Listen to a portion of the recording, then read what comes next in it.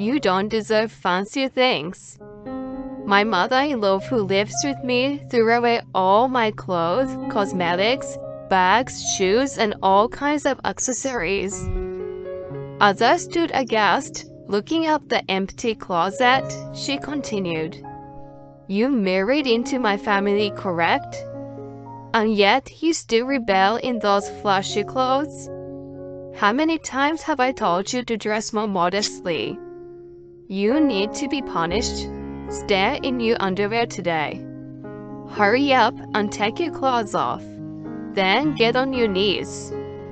I had no choice but to take off my clothes and kneel on the floor in my underwear to avoid irritating her, who was yelling at me with a bright red face. The flooring was horribly cold and made me shiver. When I was about to apologize to her, "I'm home." "What?" My father-in-law Ken, who had been out, returned at an expected time. Witnessing the bizarre scene, he sniffed. "Rachel, why are you almost naked?" "Because I don't deserve clothes." "What the hell?" He slowly turned with trembling shoulders to my mother-in-law and shouted, "My name is Rachel. I'm a 35-year-old housewife. My husband Josh and I live in a rented apartment in a suburb. I met him through a mutual friend 5 years ago, and we started dating. We broke up once, but got back together, and finally married last year. He's 2 years older than me, and had a job that requires him to travel often. He's sometimes away from home for half of the month. I was planning to keep my job after the marriage, but he strongly desired me to be a stay-at-home wife. I love fashion and beauty, as I worked in the apparel business before. I still enjoy them even after I quit working. My hobby is to research and come up with a style according to my age. Fashion excites me. It brightens my mood and gives me confidence in myself. Josh used to compliment me on my style before we got married. If I wore new outfits, he noticed right away. If I changed my hairstyle, he flattered me. I loved him for being sensitive and kind. His parents were also very nice to me. We lived in the same neighborhood and sometimes had dinner or enjoyed trips together. They were considerate not to bother us, the newlyweds, and kept a just about right distance from us. I got married later than my friends, but I was content with the family I married into. One day, both of my in-laws got sick at the same time. They said it was just a cold, but I was worried that something unforeseen may have happened, as they were over 70 years of age. I wasn't the only one, but so was Josh. After our discussion, I went back and forth between my place and theirs to take care of them until they were better. "I'm very sorry for your trouble. It must be tiring that you got your own things to do at home beside our care. Thank you for bringing us such a delicious-looking dinner. Please don't mention it. Josh and I want you guys to get better soon. It's not troublesome at all." I was being honest, as the house was only 10 minutes by walk, and I just prepared a little more food together with my dinner anyway. "You're so kind and dependable. It'll be perfect if you and Josh could move in with us," he mentioned as if he was talking to himself. Then Judy scolded him. "Hush, don't say such a thing. She and Josh just got married. Of course they want to live alone. Right, Rachel?" When Judy put me in the spot, I smiled vaguely and let it slide. I wasn't comfortable affirming it boldly, but it wasn't like I detested the idea. I didn't have my own parents. They passed away after another when I was small. I was raised by my maternal grandparents, so I had a kind of longing for parents.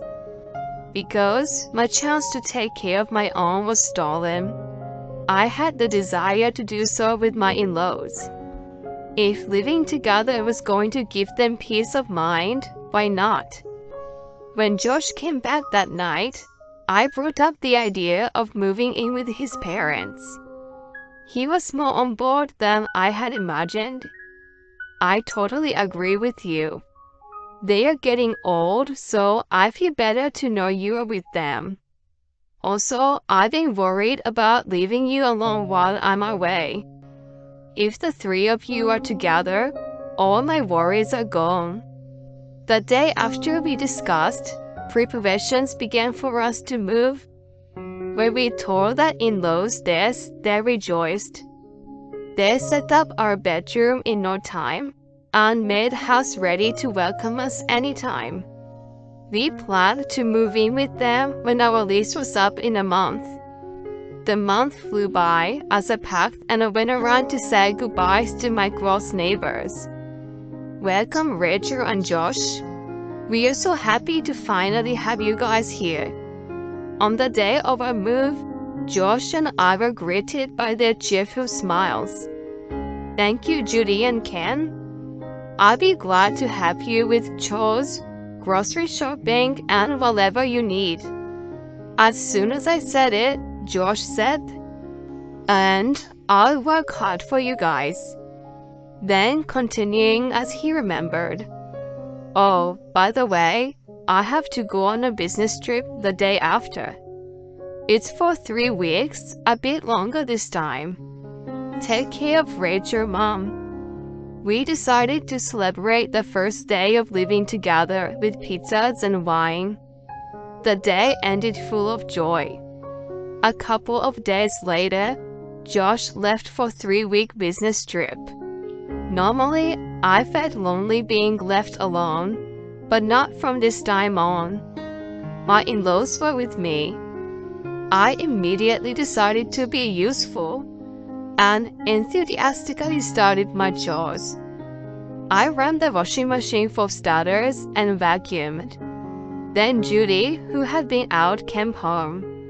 Ken was in his room reading a book. Hi Judy, how are you?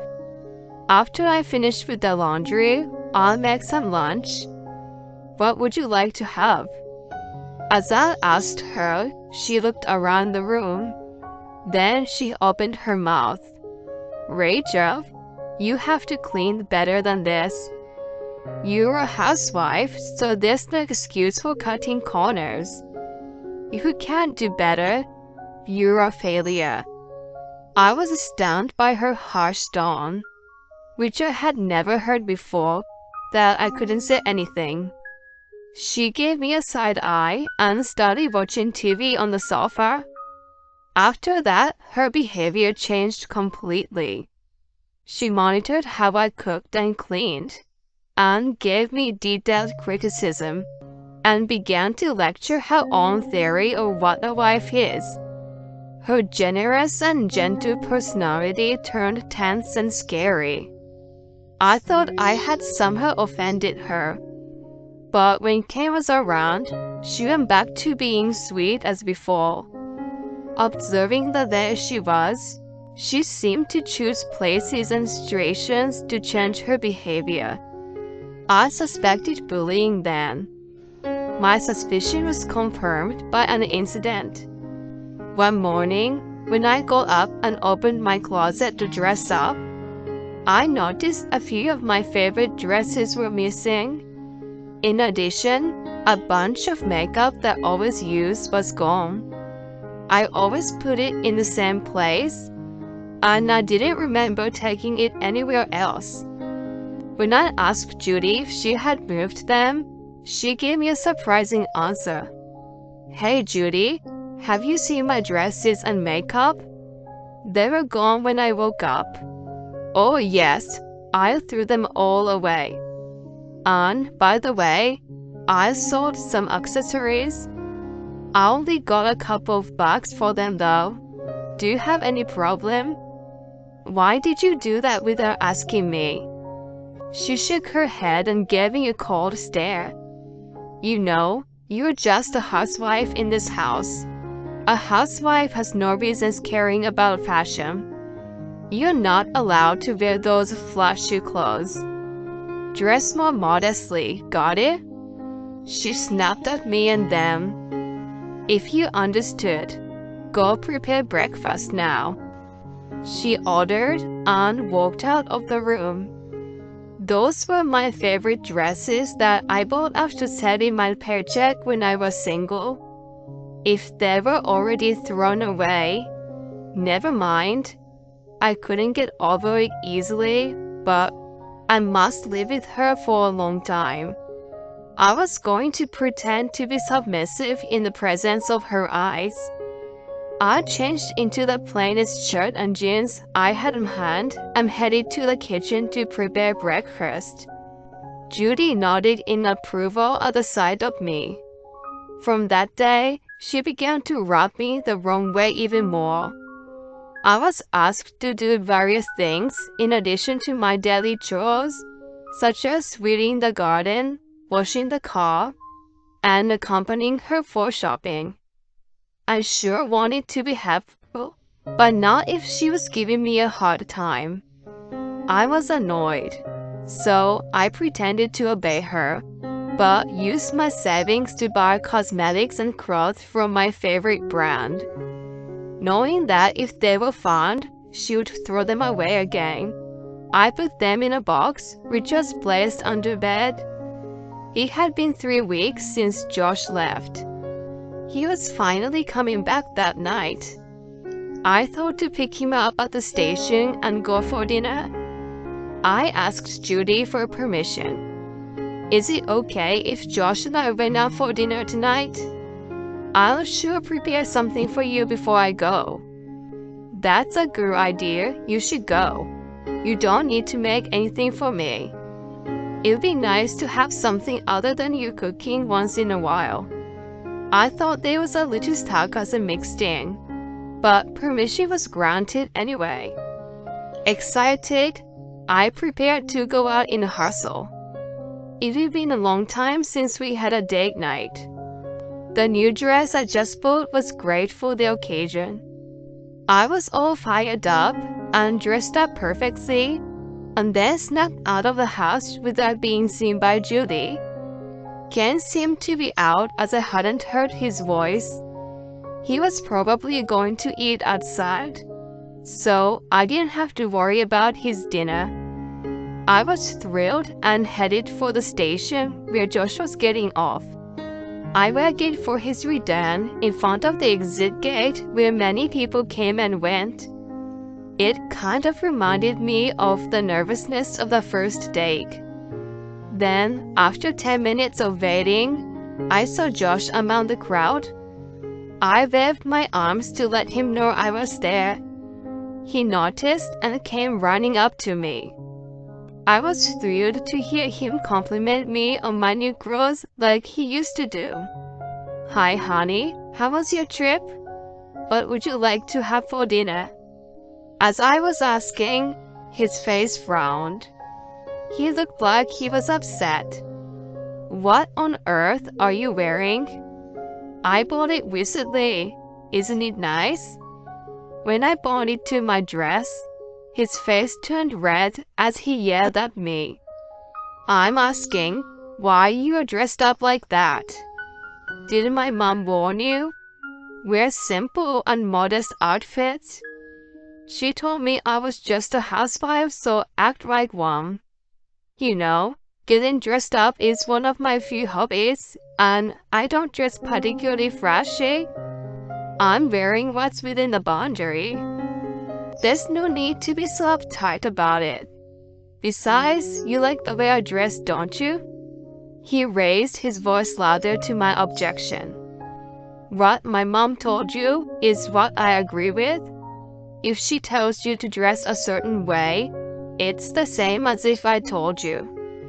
Why don't you get it?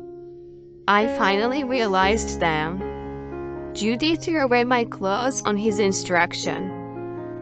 I still didn't understand what his intentions were, but I understood why she suddenly became so demanding. I don't get it. You always complimented how I dressed before we got married. He sighed in exasperation. That was before.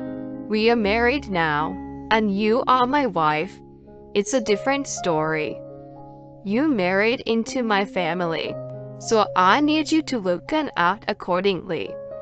He was too late to tell me that, but I was at a loss to say anything. He grabbed my arm. Anyway, let's go home now. We need to talk about how a wife should be. I could not make a fuss in the public, so I decided to follow him quietly. The word divorce crossed my mind for a second, but it wasn't realistic. I didn't have a job, and the savings I had would have been only enough for moving. I just had to be patient. Josh and I drove home in silence. When we opened the front door, we ran into Judy, who was just in the living room. She was holding a large clear blue garbage bag in her hand. I looked hard at it and realized it was full of my clothes, makeup, bags, shoes, and other accessories. I ran into my closet, which was empty.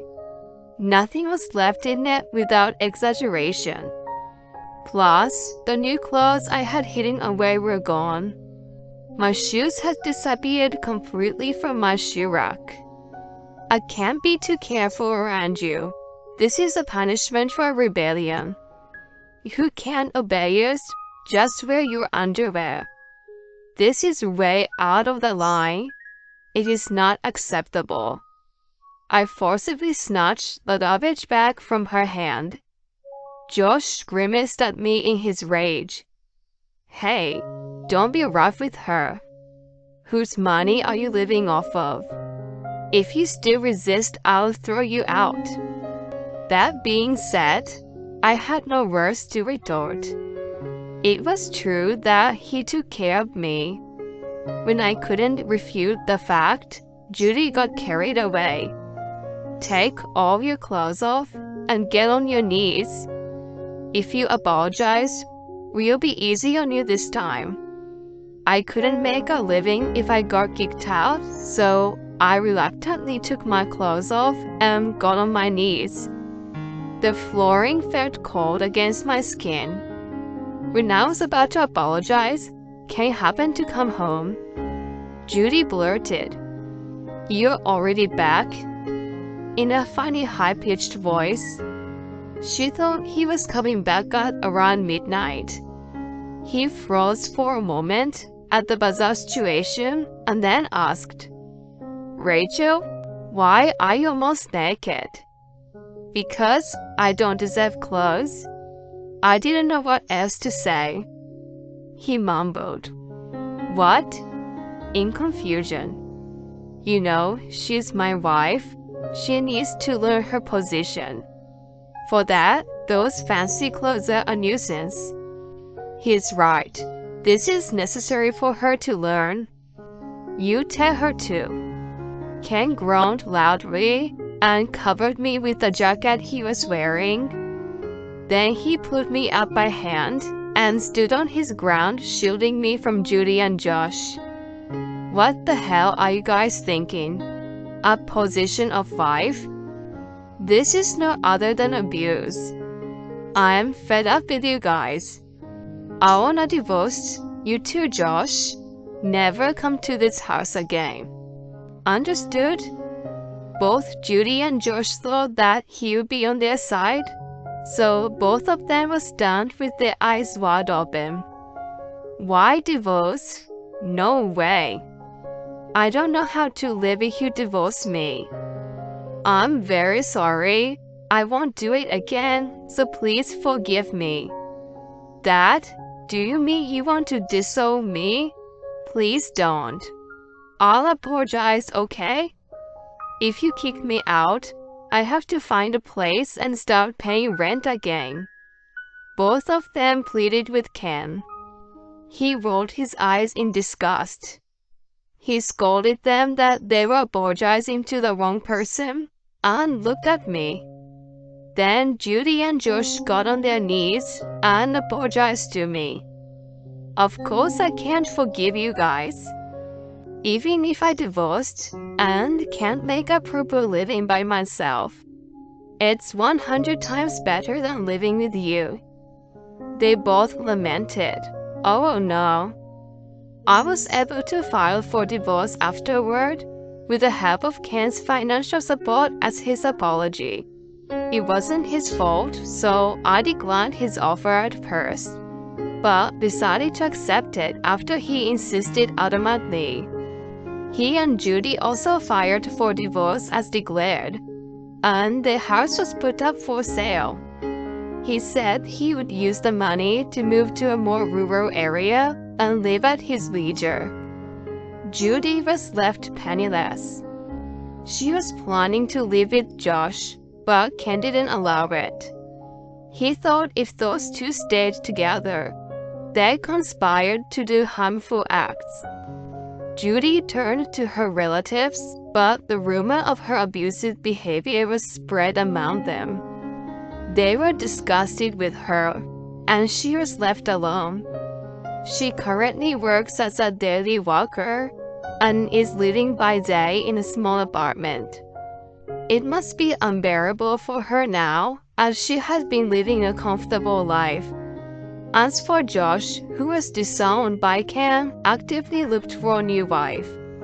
In order to get an ideal wife this time, he went around preaching how a wife should dress to all the women he met from the beginning. As a result, all had turned him down. No surprise, he now leads a lonely life, only going back and forth between work and home. In this day and age, no woman will ever match his ideas. I wonder when he would realize that. I moved far away with the money I received from Ken. Although there were several years of gap, I managed to find the same kind of job I used to do. I have a modest but fulfilled life. How happy I am to dress the way I like with the money I earn. I will live freely without letting others dictate my life from now on. I vowed to myself.